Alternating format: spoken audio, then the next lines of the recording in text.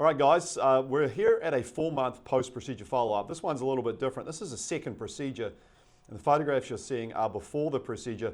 First procedure, we built that frontal forelock up in here, and the second procedure, we wanted to add a little density through the front, strengthen up the frontal hairline, and hit this crown area.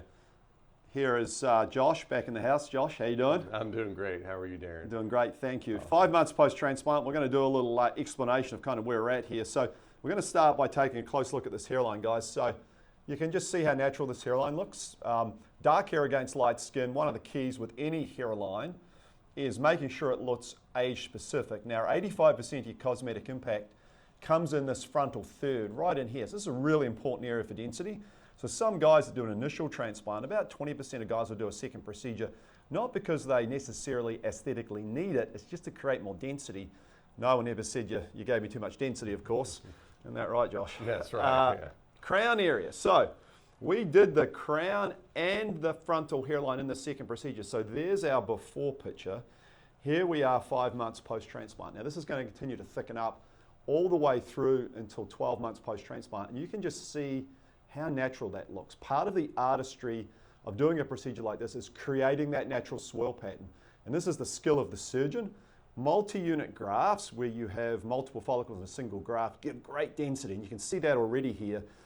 This is just looking fantastic. This will continue to mature all the way through to 12 months.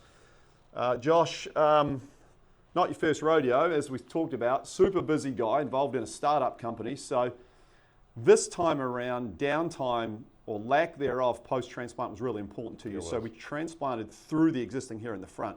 Talk to us about how that process went post-procedure.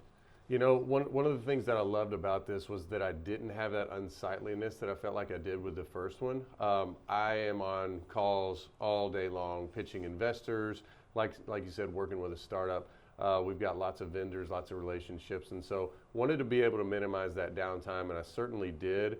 I was back on calls, I was out in public, you know, meeting investors, meeting people as early as a week out from the procedure, and I would say that overall, having the experience the first time made the second time so much easier. I knew what to expect. We went through the same suture line, so I didn't have another line to have to contend with, you know, in the future. So I really loved that fact that we were able to kind of reopen that, go into that existing line.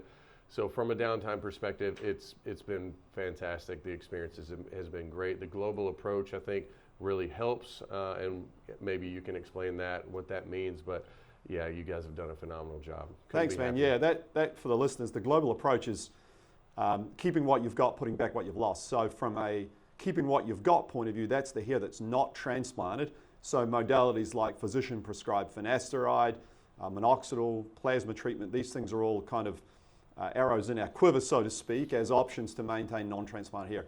Josh, show us that before picture one more time, please, sir. Yeah. So once again, guys, we are 5 months post-transplant, post-second procedure. This is looking awesome. We're going to check in on Josh when he hits 12 months again. But Josh, appreciate your trust, man. Thank you. Always. Absolutely.